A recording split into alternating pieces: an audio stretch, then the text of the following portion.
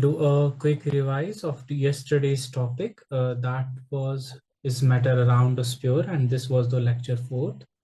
इसमें हमने कहा था कि कोलाइड जो सॉल्यूशन होती है, जो से ग्रुप डी की बात की थी, वो कोलाइड होता है जिसको हम कोलाइडल सॉल्यूशन कहते हैं। इसमें जो पार्टिकल्स होते हैं वो यूनिफॉर्मली स्प्रेड होते हैं। जैसे हमने एग्जांपल दी थी, इंक को इस पानी में डिसॉल्व किया तो जो है वो वाटर बन जाता है। वाटर के साथ वो मिक्स होके पूरा यूनिफॉर्मली डिस्ट्रीब्यूट हो जाता है, बिकॉज इसके जो पार्टिकल्स होते हैं वो बहुत छोटे होते हैं, स्मॉलर पार्टिकल्स होते हैं इसमें प्रेजेंट, एंड एक होमोजेनस मिक्सचर बन जाता है। क्योंकि इसका साइज जो है बहुत छोटा होता है, जो पार्टिकल्स होते हैं they are not visible by the naked eye. इसके बाद हमने एक और बात कही थी कि जो पार्टिकल्स होते हैं वो इतने भी छोटे नहीं होते कि वो लाइट को स्कैटर ना करे। कोलाइड के जो पार्टिकल्स होते they can scatter the light, and that effect is called Tyndall effect. That's called the Tyndall effect. Okay, फिर हमने टिंडल इफेक्ट की एग्जांपल्स पढ़ी थी जो डे टू डे लाइफ में हमें आते हैं। जैसे डस्ट पार्टिकल्स जो है, अब कहीं होल से लाइट आ रही है, डस्ट पार्टिकल जो हवा में होते हैं वो इल्यूमिनेट हो जाता है। ऐसे स्मोक जब निकलता है, हमने कहा था स्मोक जो होता है इट्स अ पार्टिकुलेट। ठीक है, हमने कहा था कि ये पार्टिकुलेट होता है।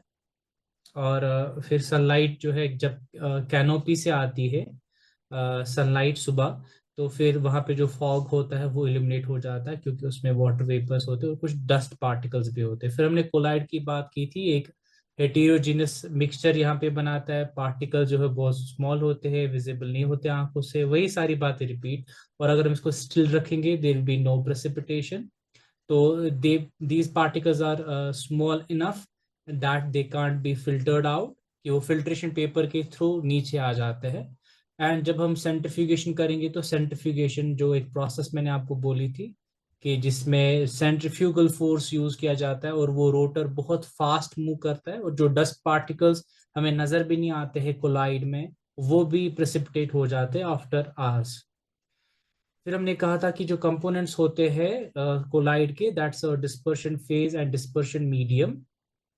ओके, एंड जो सोल्यूट होता है वो उसको हम कहते हैं डिस्पर्सिड फेज। और क्योंकि और डिस्पर्सिड पार्टिकल्स इसमें होते हैं, इंक और मिल्क की एग्जांपल दी थी। ऐसे डिस्पर्शन मीडियम जिसमें डिसोल्व किया था डिस्पर्शन फेज को, वाटर की एग्जांपल दी थी।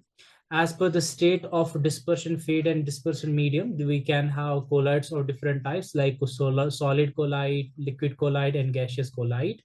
फिर हमने डे टू डे एग्जाम्पल्स जो कोलाइड की होती है, जैसे हमारे पास फॉग, क्लाउड, मिस्ट, ऐसे। क्योंकि हमने डिस्पर्सिव फेज में solid, gas, gas, liquid, liquid, liquid, solid, liquid, ये सब जो है हमारे डे टू डे लाइफ के एग्जाम्पल्स होते हैं जिनको हमने यहाँ तक पढ़ा था।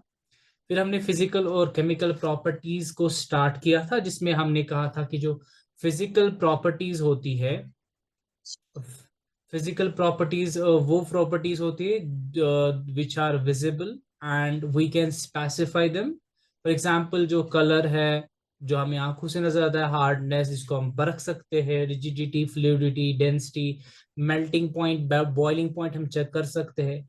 और जब एक स्टेट, एक मैटर है, एक सब्सटेंस है, उसकी स्टेट्स अगर चेंज हो जाएंगी, इसका मतलब हो गया वो भी एक फिजिकल प्रॉपर्टी है। क्योंकि जब स्टेट चेंज होती है उसका मतलब उसकी केमिस्ट्री चेंज नहीं होती है, उसमें जो केमिकल कंपोजिशन था वो सेम टू सेम रहता है, सिर्फ फेज बदल जाता है। जैसे हमने एग्जांपल ली थी वाटर की, जब वो सॉलिड होता है तो उसको हम आइस कहेंगे, लिक्विड होता है तो वाटर है, तो वाटर वेपर जब गैस बन जाता है। फिर हमने एग्जांपल ली थी वाटर कुकिंग ऑयल की। केमिकली जो है ये डिफरेंट होते हैं ये दोनों चीजें, प्लस दोनों जो है जिनमें जो इनमें सिमिलैरिटी है वो ये है कि दोनों लिक्विड है। फिर इनकी अलग अलग प्रॉपर्टीज